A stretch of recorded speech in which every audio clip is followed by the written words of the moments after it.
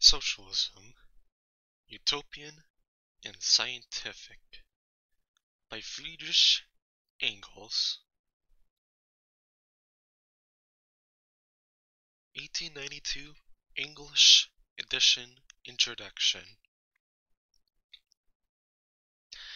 The present little book is, originally, part of a larger whole. About 1875, Dr. E. Düring, Privatdozent, a university lecturer who formerly received fees from his students rather than a wage, at Berlin University, suddenly and rather clamorously announced his conversion to socialism and presented the German public not only with an elaborate socialist theory, but also with a complete practical plan for the reorganization of society. As a matter of course, he fell foul of his predecessors. Above all, he honored Marx by pouring out upon him the full vials of his wrath. This took place about the same time when the two sections of the Socialist Party in Germany, Eisenachers and Lassalleans, had just effected their fusion at the Gotha Unification Congress, and thus attained not only an immense increase of strength, but, what was more, the faculty of employing the whole of this strength against the common enemy. The Socialist Party in Germany was fast becoming a power, but to make it a power, the first condition was that the newly conquered unity should not be imperiled, and Dr. Düring openly proceeded to form around himself a sect, the nucleus of a future separate party. It thus became necessary to take up the gauntlet thrown down to us, and to fight out the struggle, whether we liked it or not. This, however, though it may not be an over difficult, was evidently a long-winded business. As is well known, we Germans are of a terribly ponderous Gründlichkeit, or radical profundity, or profound radicality, whatever you may like to call it. Whenever any of us expounds what he considers a new doctrine, he has first to elaborate it into an all-compromising system. He has to prove that both the first principles of logic and the fundamental laws of the universe had existed from all eternity for no other purpose than to ultimately lead to this newly discovered crowning theory. And Dr. Düring, in this respect, was quite up to the national mark. Nothing less than a complete system of philosophy. Mental, more natural, and historical. A complete system of political economy and socialism. And finally, a critical history of political economy. 3 big volumes in octavo, heavily intrinsically and intrinsically. 3 army corps of arguments mobilized against all previous philosophers and economists in general, and against Marx in particular. In fact, an attempt at a complete revolution in science. These were what I should have to tackle. I had to treat all and every possible subject, from concepts of time and space to bimetallism, from the eternity of matter and motion to the perishable nature of moral ideas, from Darwin's natural selection to the education of youth and a future society. Anyhow, the systematic comprehensiveness of my opponent gave me the opportunity of developing, in opposition to him, and in a more connected form than had previously been done, the views held by Marx and myself on this great variety of subjects, and that was the principal reason which made me undertake this otherwise ungrateful task. My reply was first published in a series of articles in the Leipzig Vorwärts, the chief organ of the Socialist Party, and later on as a book. Here again Döring's Umwandlung der Wissenschaft, from Mr. E. Döring's Revolution in Science, and a second edition of which appeared in Zurich, 1886 Anno Domini. At the request of my friend Paul Lafargue, now representative of Lille in the French Chamber of Deputies, I arranged 3 chapters of this book as a pamphlet, which he translated and published in 1880 under the title Socialisme Utopique et Socialisme Scientific. From this French text, a Polish and a Spanish edition were prepared. In 1883, our German friends brought out the pamphlet in the original language, Italian, Russian, Danish, Dutch, and Romanian translations based upon the German text have since been published. Thus the present English edition, this little book circulates in 10 languages. I am not aware that any other socialist work, not even our Communist Manifesto of 1848 or Marxist Capital, has been so often translated. In Germany, it has had 4 editions of about 20,000 copies in all. The appendix, the mark, was written with the intention of spreading among the German Socialist Party some elementary knowledge of the history and development of landed property in Germany. This seemed all the more necessary at a time when the assimilation by that party of the working people of the towns was in a fair way of completion, and when the agricultural laborers and peasants had to be taken in hand. This appendix has been included in the translation, and the original forms of tenure of land common to all Teutonic tribes, and the history of their decay are even less known in England and in Germany.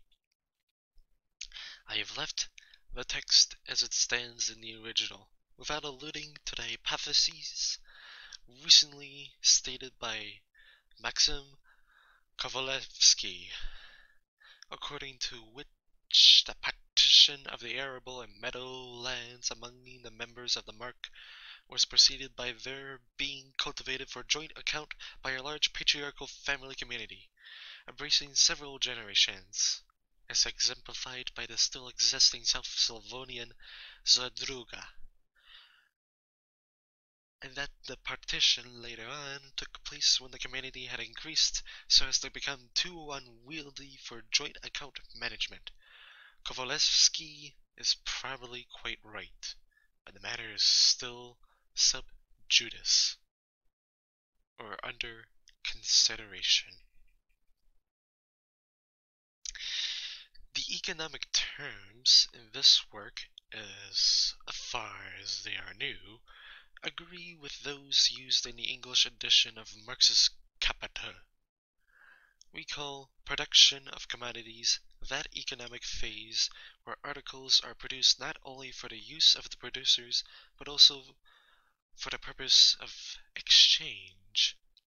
It est as commodities not as use values.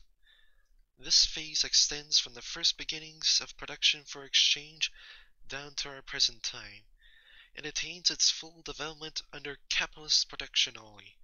It est under conditions where the capitalist, the owner of the means of production, employs for wages laborers, people deprived of all means of production except their own labor power, and pockets the excess of the selling price of the products over his outlay. We divide the history of industrial production since the Middle Ages into 3 periods. Handicraft, small master craftsmen with a few journeymen and apprentices, where each laborer produces a complete article. Manufacture, where great numbers of workmen, grouped in one large establishment, produce the complete article on the principle of division of labor, each workman performing only one partial operation, so that the product is complete only after having passed successfully through the hands of all.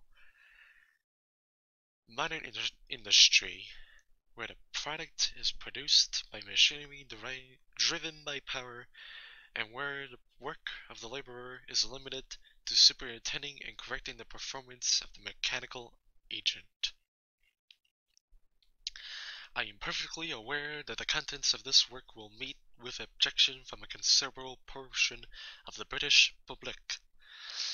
But if we Continentals had taken the slightest notice of the prejudices of British respectability, we should be even worse off than we are.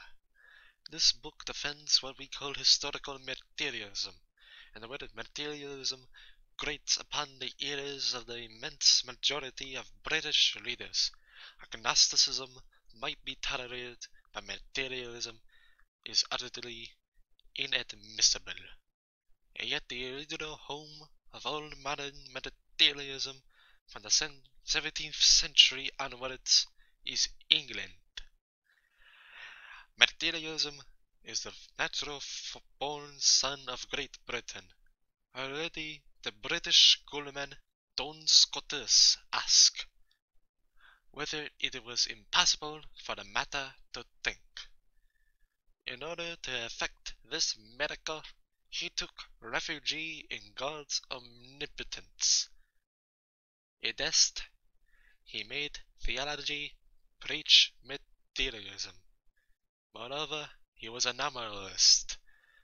Nominalism, the first form of materialism, is chiefly found among the English schoolmen. The real progenitor of English materialism is Bacon, to whom natural philosophy is the only true philosophy, and physics based upon the experience of the senses is the chiefest part of natural philosophy. Anaxagoras and his Homion Maria, Democritus and his atoms, he often quotes as his authorities. According to him, the senses are infallible and the source of all knowledge. All science is based upon experience, and consists in subjecting the data furnished by the senses to a rational method of investigation, induction, analysis, comparison, observation, experiment, are the principal forms of such a rational method. Among the qualities inherent in matter, motion is the first and foremost, not only in the form of mechanical and mathematical motion, but chiefly in the form of an impulse, a vital spirit, attention, or a qual, to use a term of Jacob Boehm's of matter.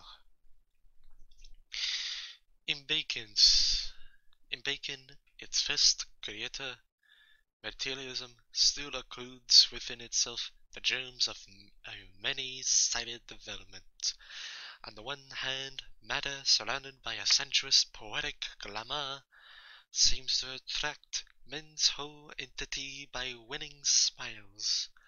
On the other hand, the aphoristically formulated doctrine pullulates of inconsistencies imported from theology.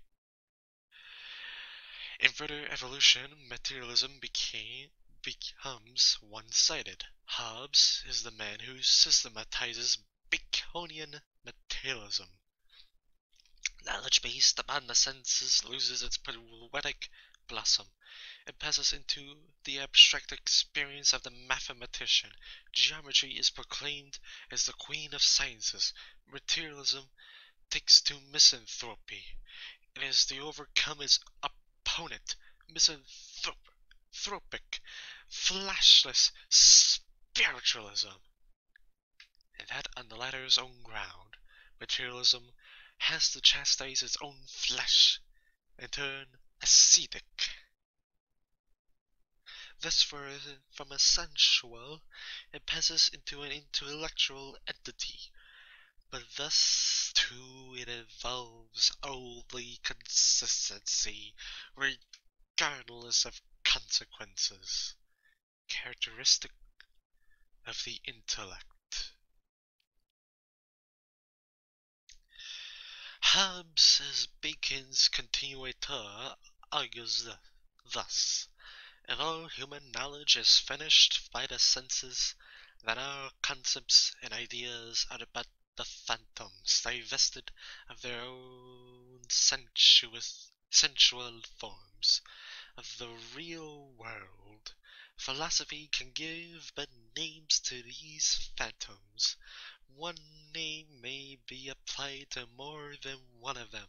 There may even be names of names. It would imply a contradiction if, on the one hand, we maintain that all ideas had their origin in the world of sensation, and on the other hand, that a world was more than a word. That, besides the beings known to us by our senses, beings which are one and all individuals, there existed also beings of a general, not individual, nature. An unbodily substance is the same absurdity as an unbodily body. Body being substance are but different terms for the same reality. It is impossible to separate thought from matter that thinks. This matter is a substratum of all changes going on in the world. The word infinite is meaningless unless it states that our mind is capable of performing an endless process of addition. Only material things being perceptible to us, we cannot know anything but about the existence of God. My own existence alone is certain. Every human passion is mechanical movement, which has a beginning and an end. The objects of impulse are what we call good. Man is subject to the same laws as nature. Power and freedom are identical.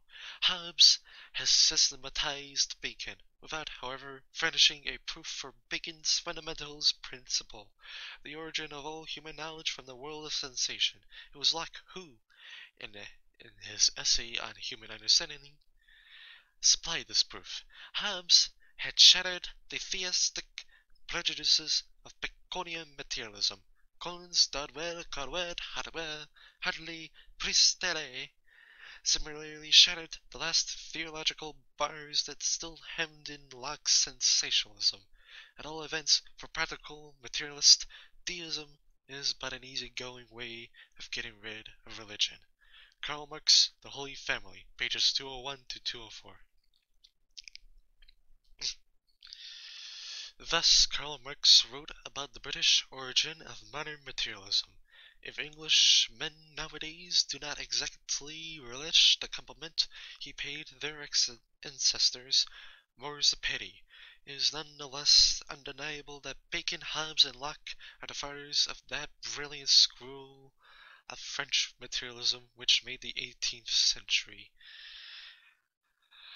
In spite of all the battles on land and sea won over Frenchmen by Germans and Englishmen, a preeminently French century, even before that crowning French Revolution, the results of which we outsiders in England as well as Germany are still trying to acclimatize. There is no denying it. About the middle of the century, what struck every cultivated foreigner who set up his residence in England, was what he was then bound to consider the religious bigotry and the stupidity of the English respectable middle class. We at that time were all materialists, or at least very advanced free thinkers, and to us it appeared inconceivable that almost all educated people in England should believe in all sorts of impossible miracles, and that even geologists like Buckland and Mattel should contort the facts of their science so as not to clash too much with the myths of the book of Genesis, in order to find people who dare to use their own intellectual faculties with regard to religious matters. You had to go amongst the educated, the great unwashed, as they were called, the working people, especially the overnight socialists. But England had been civilized since then. The expedition of 1851 sounded the knell of English insular exclusiveness. England became gradually internationalized in diet, in manners, in ideas, so much so that I began to wish that some English manners and customs had made as much headway on the continent as other continental habits have made here. Anyhow, the introduction and spread of salad oil before 1851, not only to the aristocracy, has been accompanied by a vital spread of continental skepticism in matters religious. It has come to this that agnosticism, though not yet considered the thing, quite as much as the Church of England, is yet very nearly on a par, as far as respectability goes, with baptism, and decidedly ranks above the Salvation Army.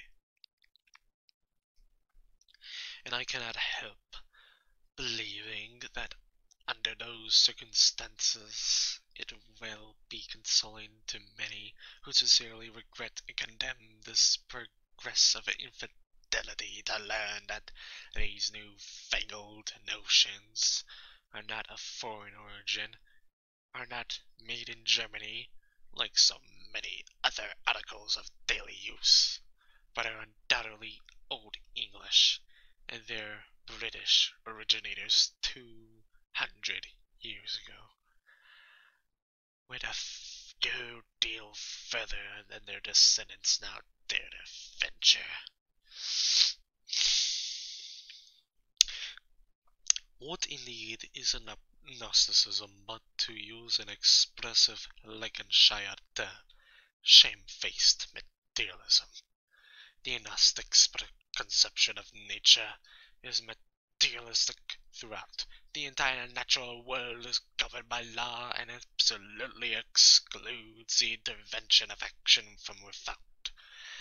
But, he adds, we have no means either of ascertaining or of disproving the existence of some supreme being beyond the known universe. Now this might hold good at the time when Laplace, to Napoleon's question, why in the great astronomer's treatise on celestial mechanics the Creator was not even mentioned, proudly replied, I had no need of this hypothesis. But nowadays, in our evolutionary conception of the universe, there is absolutely no room for either a creator or a ruler. And to talk of a supreme being shut out from the whole existing world implies a contradiction in terms, as it seems to me a gratuitous insult to the feelings of religious people. Again, our agnostic admits that all our knowledge is based upon the information imparted to us by our senses. But he adds, how do we know that our senses gives us correct representations of the objects we we perceive through them. And he proceeds to inform us that whenever we speak of objects or their qualities, of which he cannot know anything for certain, but merely impressions which they have produced on his senses. Now this line of reasoning seems undoubtedly hard to beat by mere argumentation, but before there was argumentation, there was action. And im Anfang war die that, from Goethe's Faust. In the beginning was the deed. And human action had solved the difficulty long before human ingenuity invented it. The proof of the pudding is in the eating.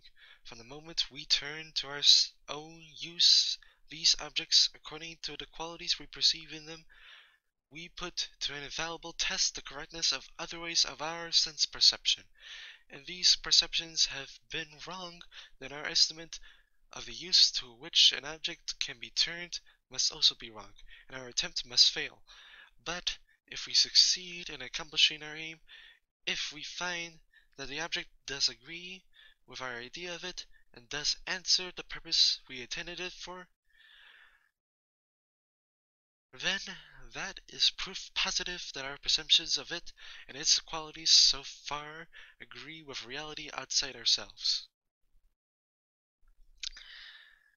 And whenever we find ourselves face to face with a failure, then we generally are not long in making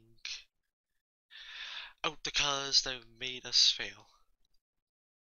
We find that the perception upon which we acted was either incomplete and superficial, or combined with the results of other perceptions in a way not warranted by them. What we call defective reasoning. So long as we take care to train our senses properly and to keep our action within the limits prescribed by perceptions properly made and properly used, so long as we shall find that the result of our action proves the conformity of our perceptions with the objective nature of the things perceived, not in one single instance so far have we led to the conclusion that our sense perception, scientifically controlled, induce in our minds ideas respecting the outer world that are, by their very nature, at variance with reality, or that there is an inherent incompatibility between the outer world and our perceptions of it. But then come the neo-Kantian agnostics and say, we may correctly perceive the qualities of a thing, but we cannot by any sensible or mental process grasp the thing in itself. This thing in itself, das Ding, is beyond our ken.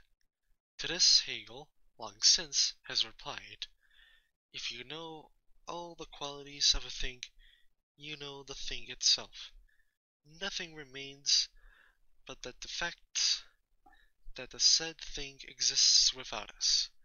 And when your senses have taught you that fact, you have grasped the last remnant of the thing in itself. Kant's celebrated, unknowable Ding an sich, or Ding an sich, to which it may be added that in Kant's time our knowledge of natural objects was indeed so fragmentary that he might well suspect behind the little we knew about each of them a mysterious Ding an sich. But one after another these ungraspable things have been grasped, analyzed, and what is more, reproduced by the giant progress of science. And what we can produce we certainly cannot consider as unknowable. To the chemistry of the first half of this century, organic substances were such a mysterious object.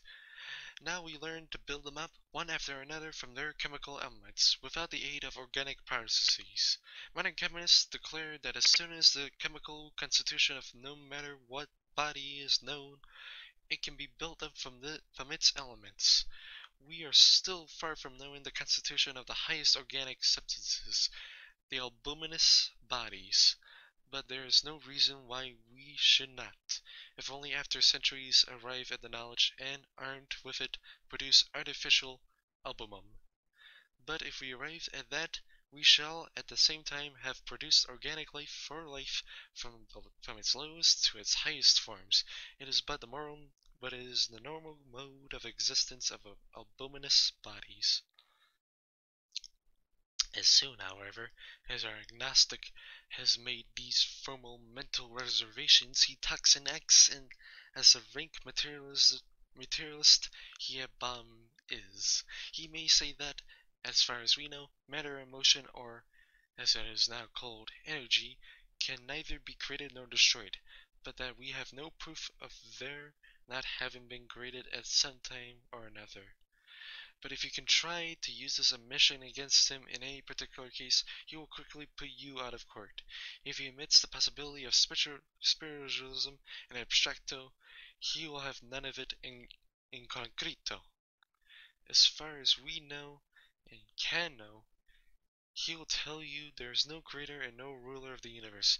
As far as we are concerned, matter and energy can neither be created nor annihilated. For us, mind is a mode of energy, a function of the brain. All we know is that the material world is governed by immutable laws, and so forth. Thus, as far as he is a scientific man, and as far as he knows anything, he is a materialist. Outside his science, in spheres about which he knows nothing, he translates his ignorance into Greek and calls it agnosticism. At all events, one thing seems clear.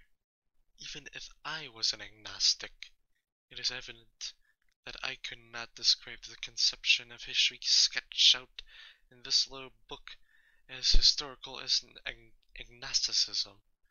Religious people would laugh at me, and Gnostics would indignantly ask, was I making fun of them? And thus, I hope even British respectability will not be over-shocked if I use, in English as well as many other languages, the term historical materialism to designate that view of the course of history which seeks the ultimate cause and the great moving power of all important historic events in the economic development of society, in the changes in the modes of production and exchange, and the consequent division of society into distinct classes, and the struggle of these classes against one another. This indulgence will perhaps be accorded to me all the sooner if I show that historical materialism may be of the advantage even to British respectability. I have mentioned the fact that about 40 to 50 years ago, any cultivated foreigner settling in England was struck by what he was then bound to consider the religious bigotry and stupidity of the English respectable middle class. I am now going to prove that the respectable English middle class of that time was not quite as stupid as it looked to the intelligent foreigner. Its religious leanings can be explained. Socialism, Utopian and Scientific by Friedrich Engels, 1892, English edition, Introduction. When Europe emerged from the Middle Ages, the rising middle class of the towns constituted its revolutionary element. It had conquered a recognized position within medieval feudal organization, but this position also had become too narrow for its expansive power. The development of the middle class, the bourgeoisie, became incompatible with the maintenance of the feudal system. The feudal system, therefore, had to fall. But the great international center of feudalism was the Roman Catholic Church. It united the whole of feudalized Western Europe, in spite of all internal wars, into one grand political system, opposed as much to the schismatic Greeks As to the Mohammedan countries, it had organized its own hierarchy on the feudal model, and lastly, it was itself by far the most powerful feudal lord, holding, as it did, fully 1/3 of the soil of the Catholic world. Before profane feudalism could be successfully attacked in each country and in detail, this, its sacred central organization, had to be destroyed. Moreover, parallel with the rise of the middle class, went on the great revival of science, astronomy, mechanics, physics, anatomy, physiology were again cultivated, and the bourgeoisie, for the development of its industrial production, required a science which ascertained the physical properties of natural objects and the modes of action of the forces of nature. Now up to then, science had but been the humble handmaid of the Church, had not been allowed to overlap the limits set by faith, and for that reason had been no science at all. Science rebelled against the Church.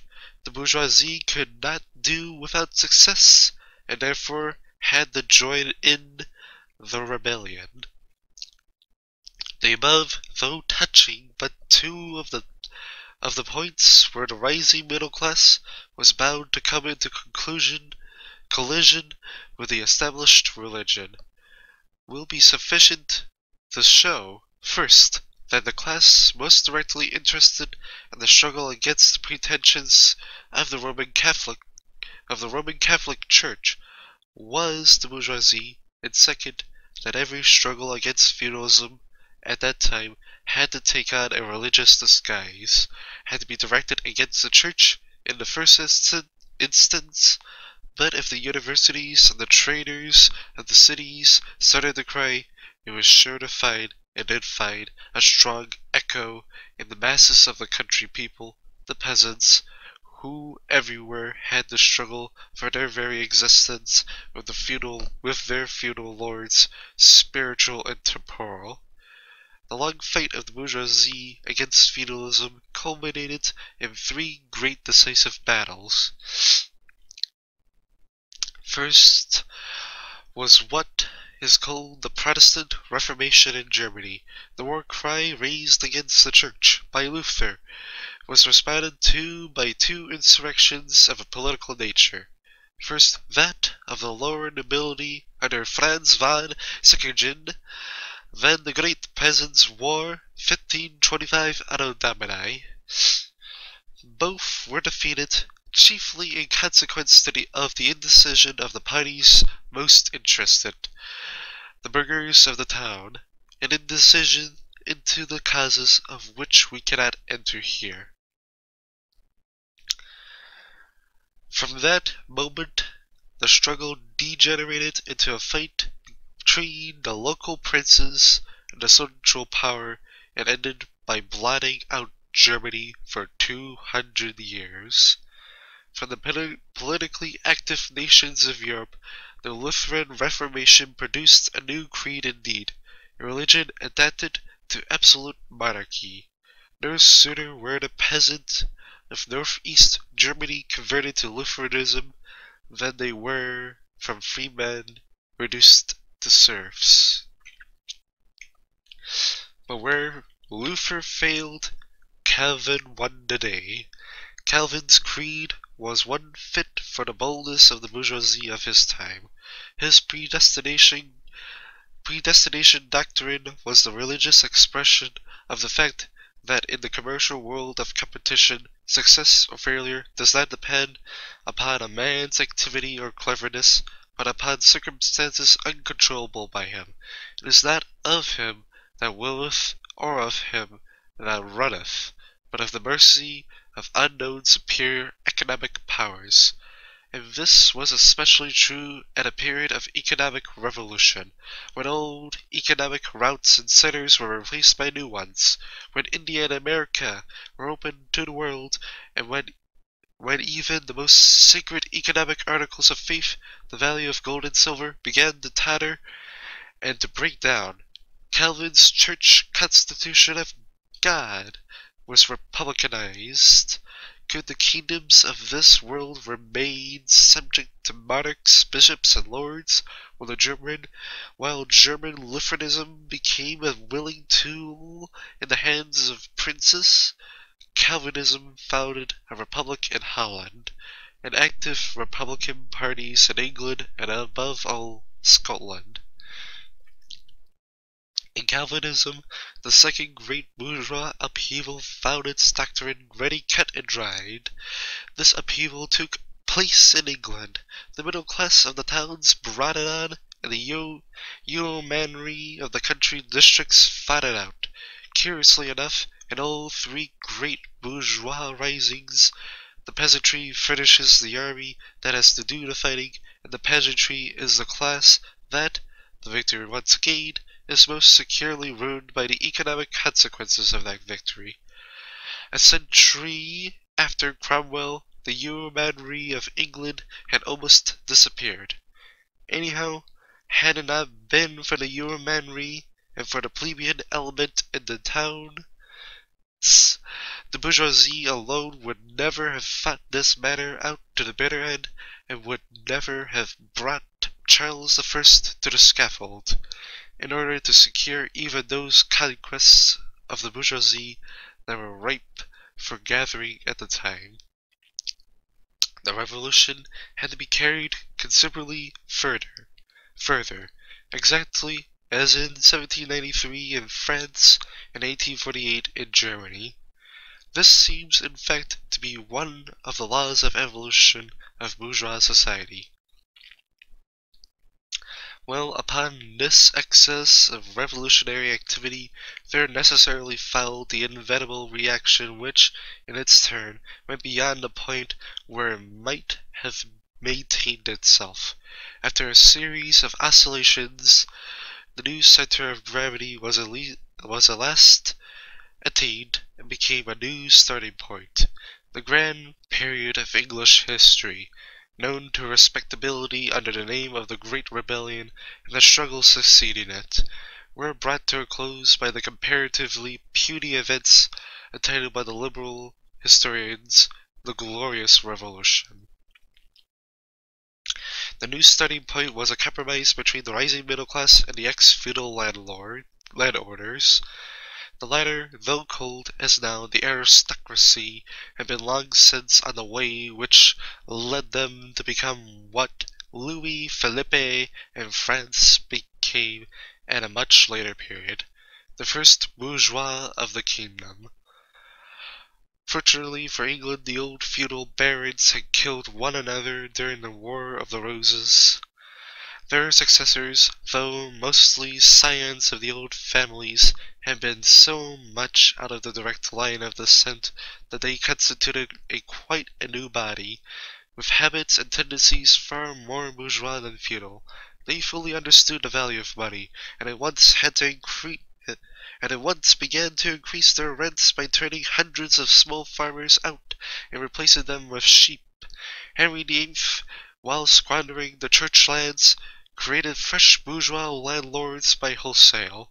The innumerable confiscation of estates, granted to absolute or relative upstarts, and continued during the whole of the 17th century, had the same result. Consequently, ever since Henry VII, the English aristocracy, far from counteracting the development of industrial production, had on the contrary sought to directly profit thereby.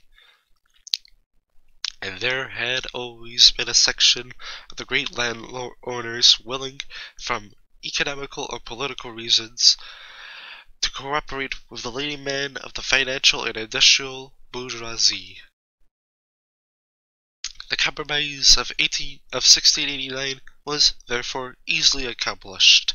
The political spoils of pelf and place were left to the great land-owning families, provided the economic interests of the financial, manufacturing, and commercial middle class were sufficiently attended to, and these economic interests were at that time powerful enough to determine the general policy of the nation. There might be squabbles about matters of details, but on the whole, the aristocratic oligarchy knew too well that its own economic prosperity was irretrievably bound up with that of industrial and commercial middle class. From that time, the bourgeoisie was a humble but still a recognized component of the ruling class of England. With the rest of them, it had a common interest in keeping in subjection the great working mass of the nation. The merchant or manufacturer himself stood in the position of master, or, as it was until lately called, of natural superior to his clerks, his workpeople, his domestic servants. His interest was to get as much and as good work out of them as he could. For this end, they had to be trained to proper submission. He was himself religious, whose religion had supplied the standard under which he fought the king and the lords, and he was not long in discovering the opportunities this same religion offered him for working upon the minds of his natural inferiors, and making them submissive to the behests of the masters and it pleased God to place over them. In short, the English bourgeoisie now had to take part in keeping down the lower orders, the great producing mass in the nation, and one of the means employed for that purpose was the influence of religion. There was another factor that contributed to strengthen the religious leanings of the bourgeoisie. That was the rise of materialism in England. This new doctrine not only shocked the pious feelings of the middle class, it announced itself as a philosophy only fit for scholars and cultivated men of the world. In contrast to religion, which was good enough for the uneducated masses, including the bourgeoisie, with Hobbes it stepped on the stage as a defender of royal prerogative and omnipotence. It called upon absolute monarchy to keep down the puer robustus, and said, Manatasus, robust but malicious boy, to wit the people. Similarly, with the successors of Hobbes, with Bolingbroke, Shaftesbury, etc., the new deistic form of materialism remained an aristocratic, esoteric doctrine, and therefore hateful to the middle class both for its religious heresy and for its anti-bourgeois political connections. Accordingly, in opposition to the materialism and deism of the aristocracy, those Protestant sects which had furnished the flag and the fighting contingent against the Stuarts continued to furnish the main strength of the progressive middle class, and form even today the backbone of the great Liberal Party. In the meantime, materialism passed from England to France, where it met and coalesced with another materialistic school of philosophers, a branch of Cartesianism. In France, too, it remained, at first, an exclusively aristocratic doctrine, but soon its revolutionary character asserted itself. The French materialists did not limit their criticism to matters of religious belief. They extended it to whatever scientific tradition or political institution they met with. And to prove their claim of their doctrine to universal application, they took the shortest cut and boldly applied it to all subjects of knowledge in the giant work after which they were named the Encyclopedia. Thus, in one or of the other of its two forms, avowed materialism or deism, it became the creed of the whole culture's youth of France, so much so that when the Great Revolution broke out, the doctrine hatched by English royalists gave a theoretical flag to French Republicans and terrorists. It furnished the text for the Declaration of the Rights of Man. The Great French Revolution was the third uprising of the bourgeoisie, but the first that had entirely cast off the religious cloak and was fought out and on undisguised political lines. It was the first two that was really thought out up to the destruction of one of the combatants, the aristocracy, and the complete triumph of the other, the bourgeoisie. In England, the continuity of pre-revolutionary and post-revolutionary institutions and the compromise between landlords and capitalists found its expression in the continuity of judicial precedents and in the religious preservation of the feudal forms of law.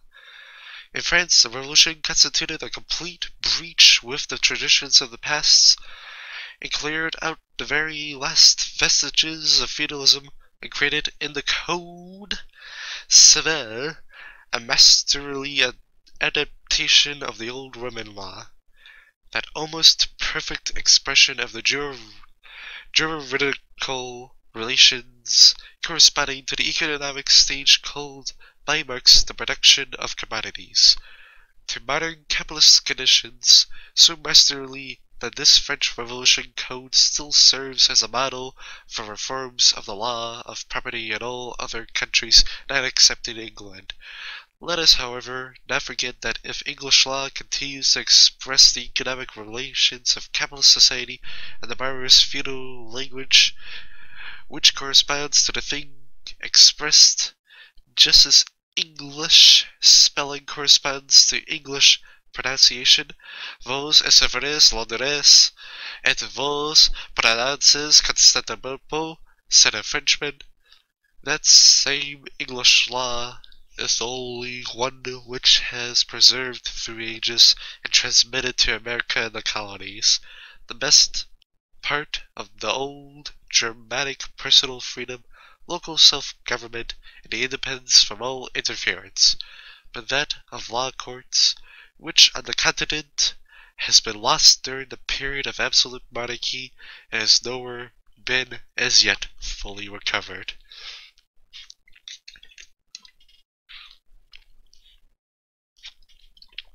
To return to our British bourgeoisie, the French Revolution gave him a splendid opportunity, with the help of the continental monarchies, to destroy French maritime commerce, to annex French colonies, and to crush the last French pretensions to maritime rivalry. That was one reason why he fought it. Another was that the ways of the Revolution went very much against his grain, not only its exacerbable terrorism, but the very attempt to carry bourgeois rule to extremes.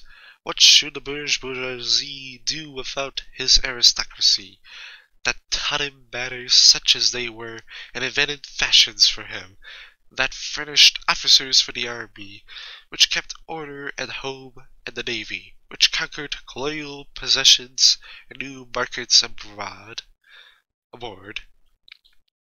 There was indeed a progressive minority of the bourgeoisie, that minority whose interests were not so well attended to under the compromise. This section, composed chiefly of the less wealthy middle class, did sympathize with the revolution, but it was powerless in Parliament. Thus, if materialism became the creed of the French Revolution, the God-fearing English bourgeoisie held all the faster to his religion.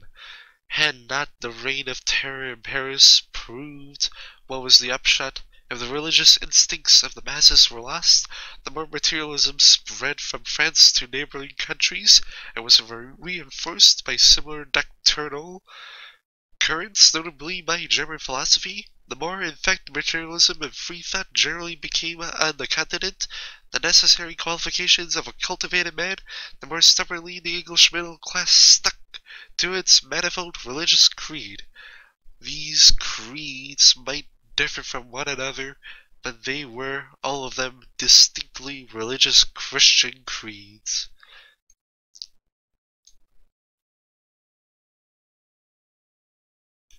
Socialism, Utopian and Scientific, by Friedrich Engels. While the revolution ensured the political triumph of the bourgeoisie in France, in England, Watt, Arkwright, Cartwright, and others initiated an industrial revolution, which completely shifted the center of gravity of economic power. The wealth of the bourgeoisie increased considerably faster than that of the landed aristocracy. Within the bourgeoisie itself, the financial aristocracy, the bankers, etc., were more and more pushed into the background by the manufacturers. The compromise of 1689, even after the gradual changes it had undergone in favor of the bourgeoisie, no longer corresponded to the relative position of the parties to it. The character of these parties too had changed. The bourgeoisie of 1830 was very different from that of the preceding century. The political powers still left to the aristocracy and used by them to resist the pretensions of the new industrial bourgeoisie, became incompatible with the new economic interests. A fresh struggle with the aristocracy was needed. It could only end in a victory of the new economic power. First, the Reform Act was pushed through in spite of all resistance, under the impulse of the French Revolution of 1830. It gave to the bourgeoisie a recognized and powerful place in Parliament. Then the repeal of the Corn Laws, a move toward free trade, which settled once and for all the supremacy of the bourgeoisie, and especially of its most active portion, the manufacturers, over the landed aristocracy. This was the greatest victory of the bourgeoisie. 'Twas, however, also the last it gained in its own exclusive interests. Whatever triumph it attained later on, it had the share of a new social power. First its ally, but soon its rival. The Industrial Revolution had created a class of large manufacturing capitalists, but also a class, and a far more numerous one, of manufacturing workpeople. This class gradually increased in numbers, in proportion as the Industrial Revolution seized upon one branch of manufacture after another, and in the same proportion it increased its power. This power it proved as early as 1824 by forcing a reluctant parliament to repeal the acts forbidding combinations of workmen. During the Reform agitation, the working men constituted the radical wing of the Reform Party.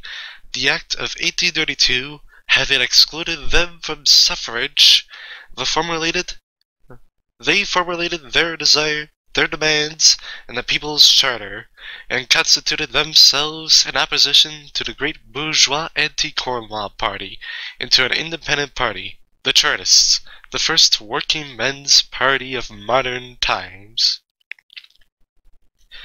Then came the Continental Revolutions of February and March 1848, in which the working people played such a prominent part, and, at least in Paris, put forward demands which were certainly inadmissible from the point of view of capitalist society. And then came the general reaction. First the defeat of the Chartists on April 10th, 1848, then the crushing of Paris working men's insurrection in June of the same year, then the disasters of 1849 in Italy, Hungary, and South Germany, and, at last, the victory of Louis Bonaparte over Paris, December 2nd, 1851.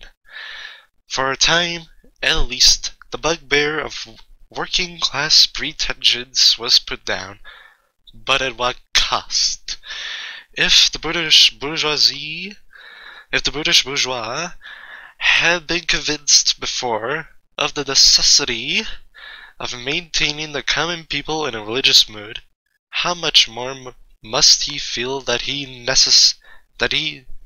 feel necessity after all these experiences? Regardless of the sneers of his continental compeers, he continued to spend thousands and tens of thousands year after year upon the evangelization of the lower orders. Not content with his own native religious machinery, he appealed to Brother Jonathan, the greatest organizer in existence of religion as a trade, and imported from American revivalism, Moody and Sankey, and the like. He accepted the dangerous aid of the Salvation Army, which revives the propaganda of the early Christianity. appeals to the poor as the elect, fights capitalism in a religious way, and thus fosters an element of early Christian class antagonism, which one day may become troublesome to well-to-do people who now find the ready money for it. It seems a law of historical development that the bourgeoisie can in no European country get hold of political power, at least for any length of time, in the same exclusive way in which the feudal aristocracy kept hold of it during the Middle Ages. Even in France, where feudalism was completely extinguished, the bourgeoisie as a whole has held full possession of the government for very short periods only. During Louis Philippe's reign, 1830 to 48, a very small portion of the bourgeoisie ruled the kingdom. By far the larger part were excluded from the suffrage by the high qualification. Under the Second Republic, from 1848 to 51, the whole bourgeoisie ruled but for 3 years only. Their incapacity brought on the Second Empire. It is only now, in the Third Republic, that the bourgeoisie as a whole have kept possession of the helm for more than 20 years, and they are already showing lively signs of decadence. A durable reign of the bourgeoisie has been possible only in countries like America, where feudalism was unknown, and society at the very beginning started from a bourgeois basis. And even in France and America, the successors of the bourgeoisie, the working people, are already knocking at the door. In England, the bourgeoisie never held undivided sway.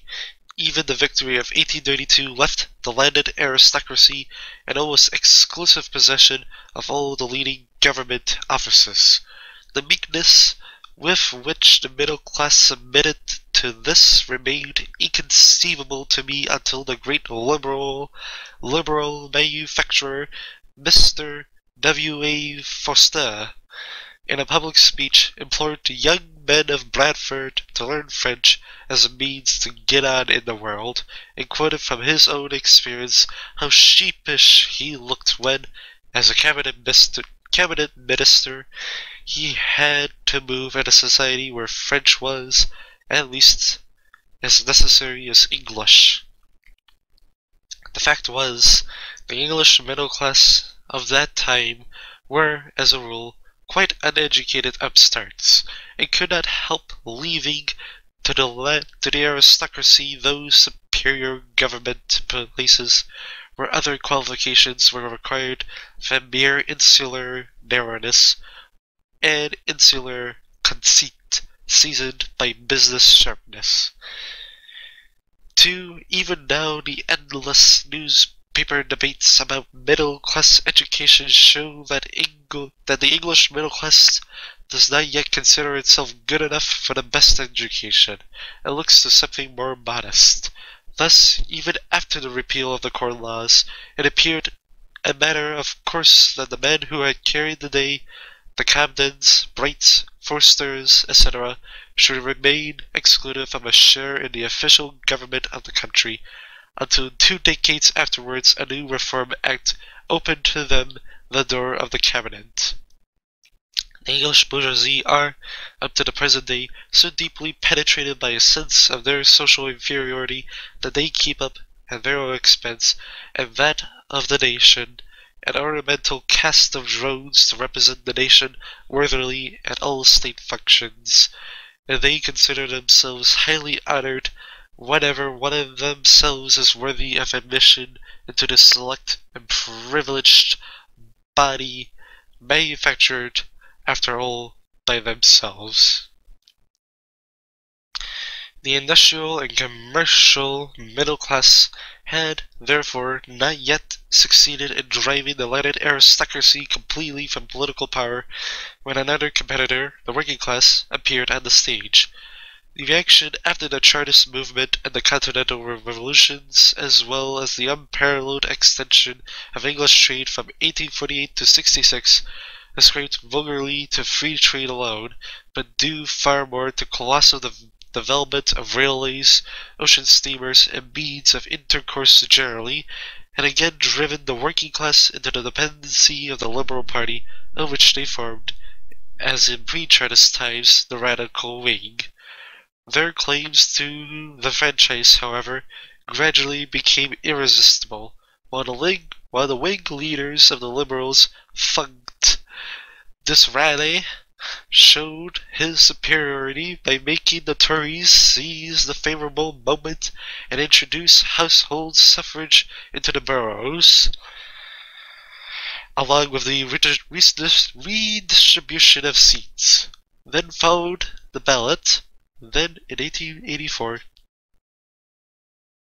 the extension of household suffrages to the counties and a fresh redistribution of seats by which electoral districts were to some extent equalized.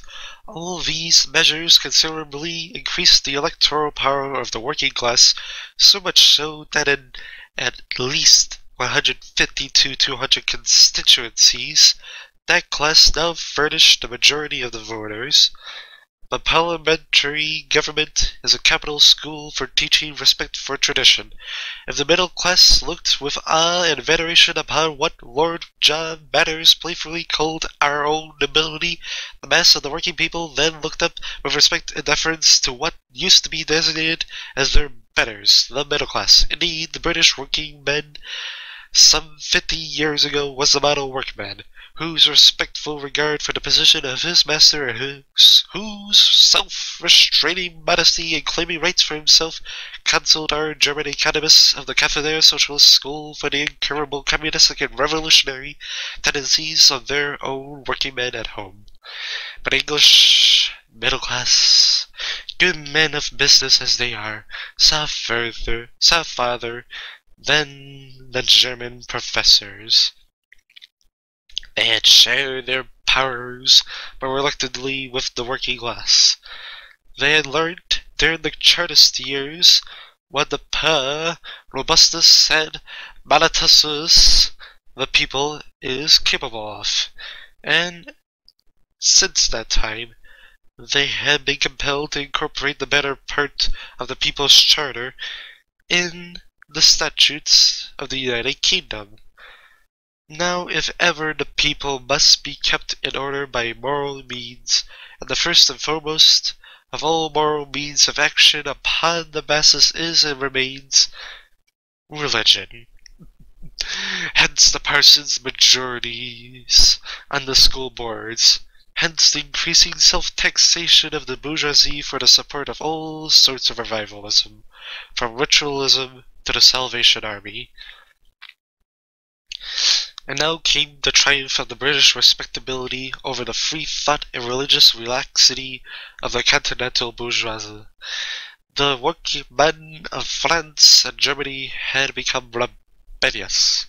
They were thoroughly infected with socialism, and for very good reasons, were not at all particular as to the legality of the means by which they secure their own ascendancy.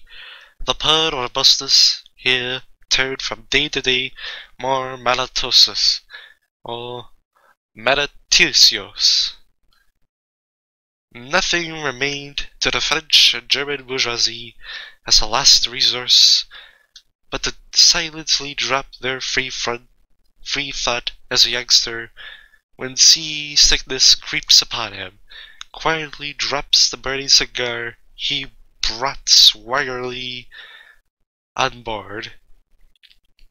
One by one the scoffers turned pious in outward behavior, spoke with respect of the Church, its dogmas and rites, and even conformed with the latter as far as could not be helped.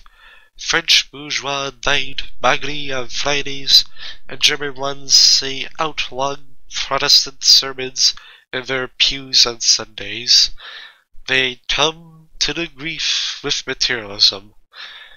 Thy religion must am volk onthouden worden. Religion must be kept alive for the people. That was the only and the last means to save society from utter ruin.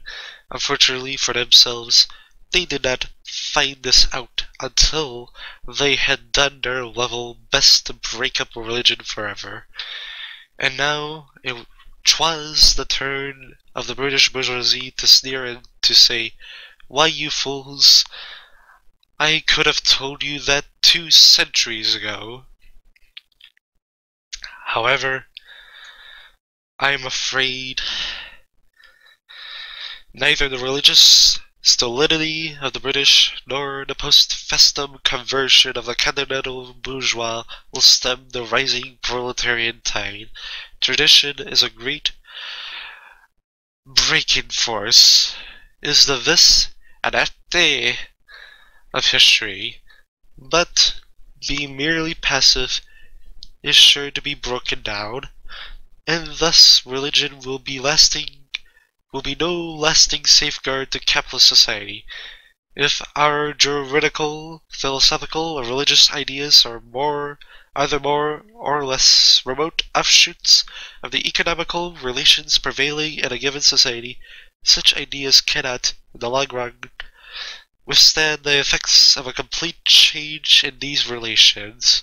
And unless we believe in supernatural revelation, we must admit that no religious tenets will ever suffice to prop up a tottering society. In fact, in England too, the working people have begun to move again. They are no doubt shackled by traditions of various kinds.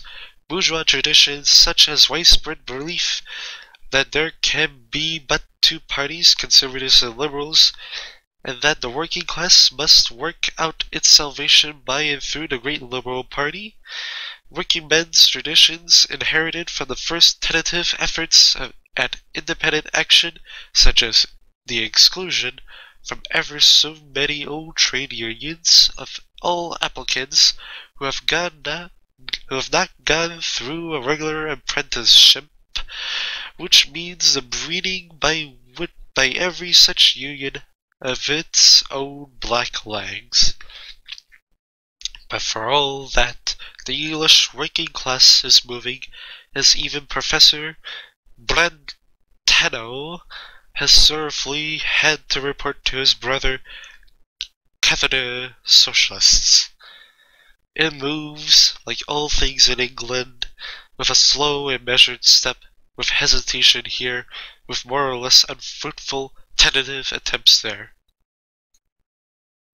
It moves now and then with an over-cautious mistrust of the name of socialism, while it gradually absorbs the substance, and the movement spreads and seizes one layer of the workers after another. It has now shaken off vertapeur, the unskilled labourers of the East End of London, and we all know what a splendid impulse these fresh forces have given it in return. And if the pace of the movement is not up to the impatience of some people, let them not forget that it is the working class which keeps alive the finest qualities of the English character, and that, if a step in advance is once gained in England, it is, as a rule, never lost afterwards. If the sons of the old Chartists, for reasons unexplained above, were not quite up to the mark, the grandsons bid fair to be worthy of their forefathers. But the triumph of the working class European does not depend upon England alone. It can only be secured by the cooperation of at least England, France, and Germany. In both the latter countries, the working class movement is well ahead of England. In Germany, it is even within measurable distance of success. The progress it has there made during the last 25 years is unparalleled. It advances with ever-increasing velocity. If the German middle class have shown themselves lamentably deficient in political capacity, discipline, courage, energy, and perseverance, the German working class have given ample proof of all these qualities 4 centuries ago. Germany was the starting point of the first upheaval of the European middle class. As things are now, it is outside the limits of possibility that Germany will be the scene too of the first great victory of the European proletariat. A letter from Friedrich Engels, London, April 20th, 1892, Anno Domini. Socialism, Utopian and Scientific, by Friedrich Engels. Introduction to the French edition. The pages which form the subject of the present pamphlet, first published as 3 articles in the Revue Socialiste, have been translated from the latest book by Engels, Revolution in Science. It est anti-Düring.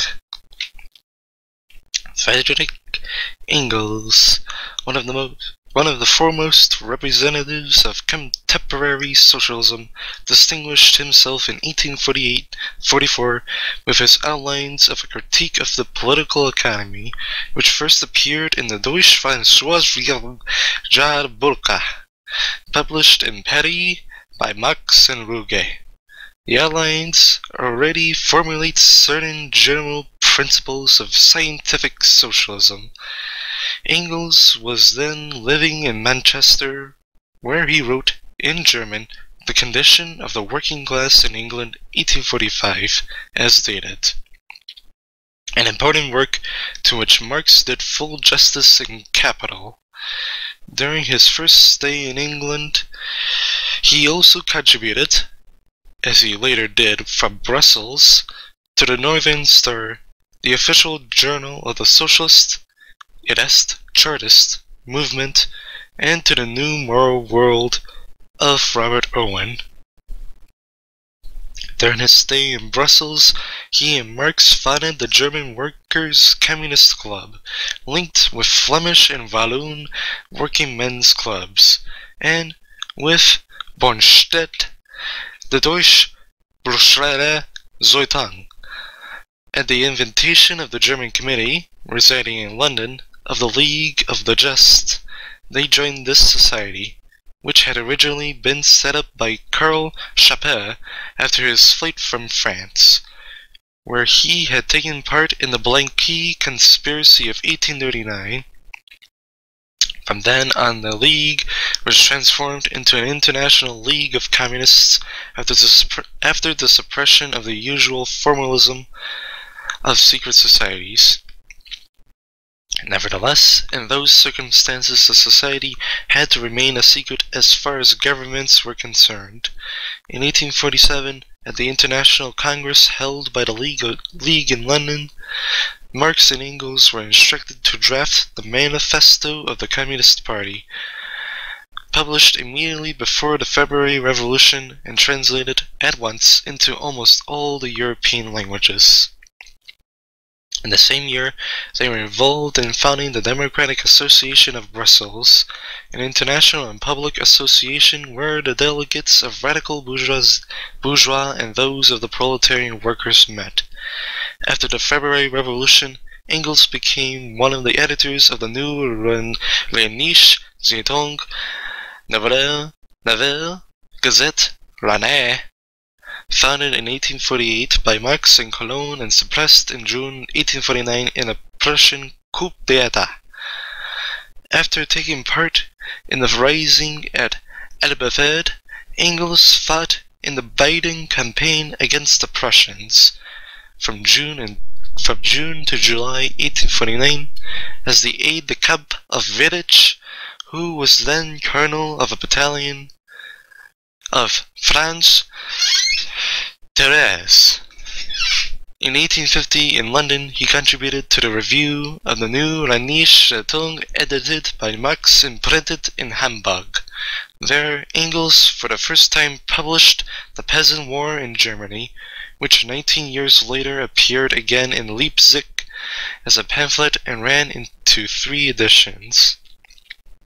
After the resumption of the socialist movement in Germany, Engels contributed to the Volksstaat and Vorwärts his most important articles, most of which were reprinted in the form of pamphlets such as On Social Relations in Russia, the Prussian Schnapps in the German Reichstag, the Housing Question, the Cantonalist Rising in Spain, the Bakunists at Work, etc., etc.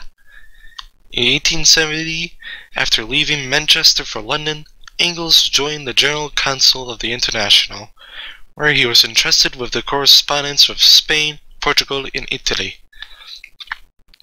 The series of final articles which he contributed to the Vorwärts under the ironic title of Herr der Ring's Revolution in Science, in response to the allegedly new theories of Mr. E. de Ring on science in general and socialism in particular, were assembled in one volume and were a great success among German socialists.